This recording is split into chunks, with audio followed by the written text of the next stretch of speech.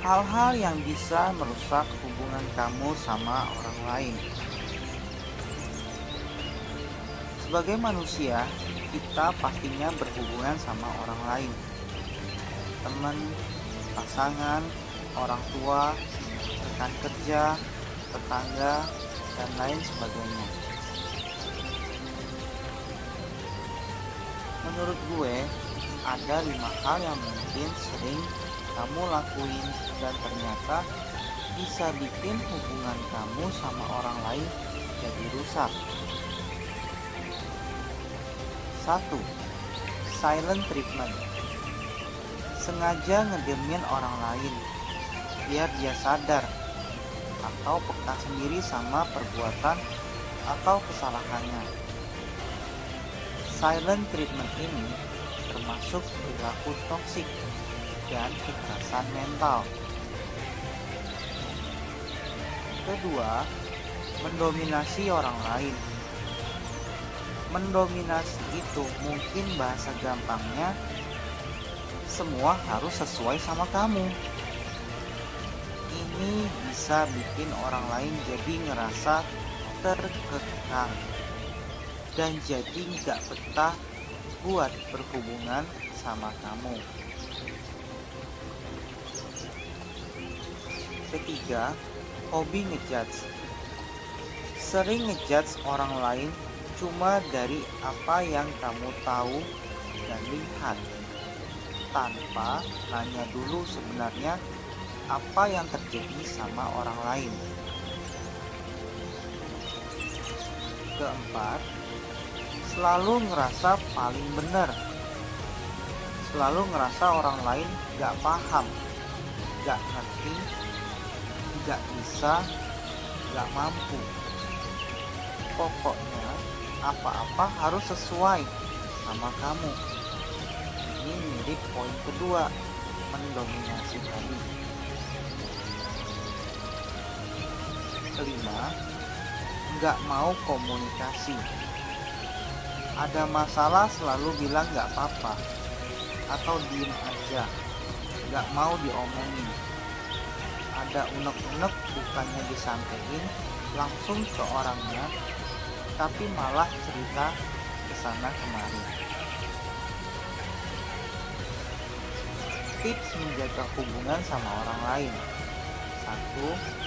Biasain komunikasi yang jelas secara 2 arah.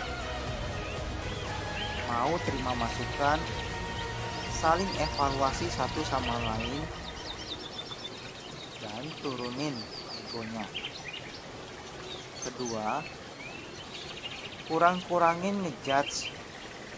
Biasain nanya dulu atau lihat dari sisi orang lain. Ketiga, hargai orang lain. Hargai waktunya, hargai pendapatnya, sarannya, dan lain sebagainya. Sekian dan terima kasih.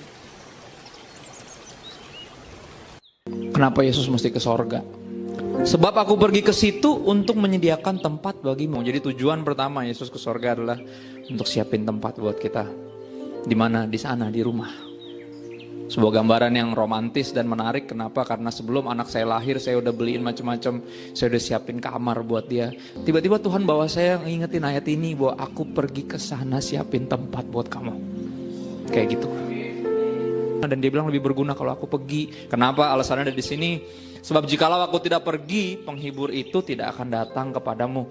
Roh Kudus disebut pertama sebagai penghibur.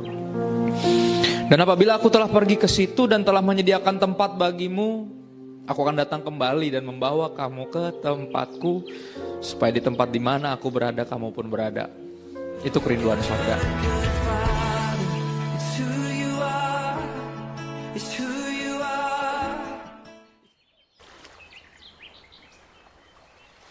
Sebuah sharing pada hari ini.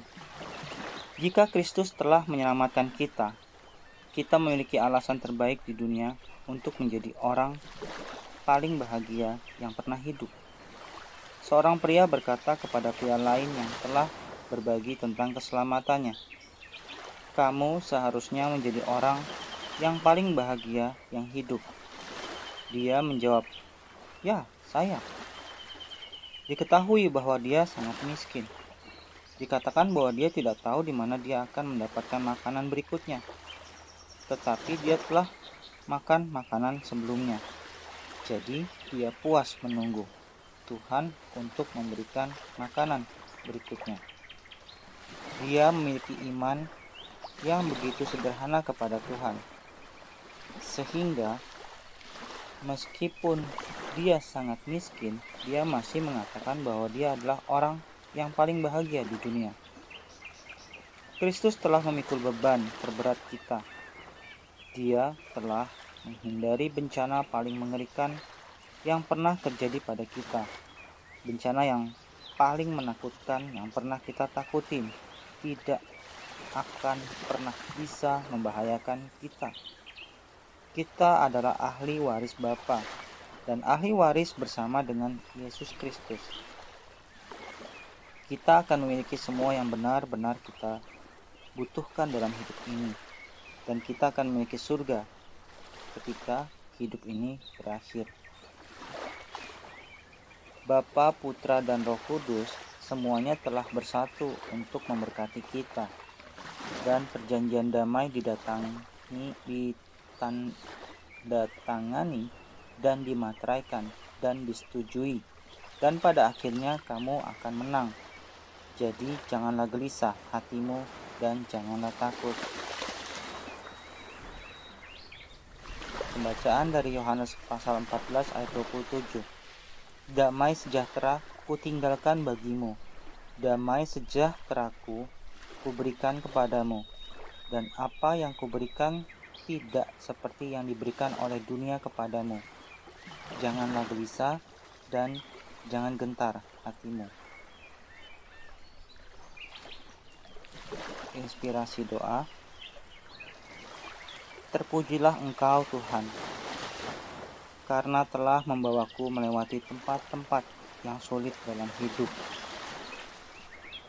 Saya tidak ragu bahwa aku sendiri telah membuat kakiku tidak tersandung berkali-kali dan telah menyelamatkan hidupku.